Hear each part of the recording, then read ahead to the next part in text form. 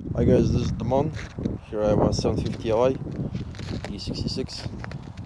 Car will not start. This is a common problem on BMWs. But one of the symptoms. Start. So if the car has bad airbags and it doesn't start, or I have the airbag light on and it doesn't start, or if it's been in an accident and this problem has not been properly solved. So on the battery, what we have this wire right here. This wire right here. For me, I have these already off. Those clips, you just pop them off.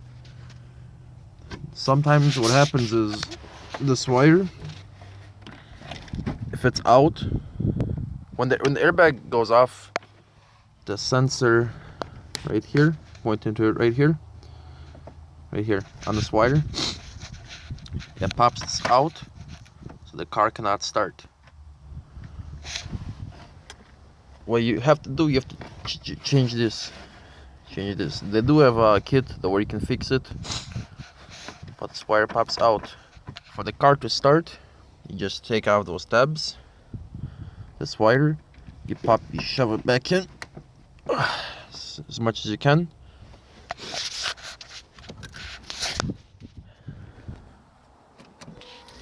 And the car will start.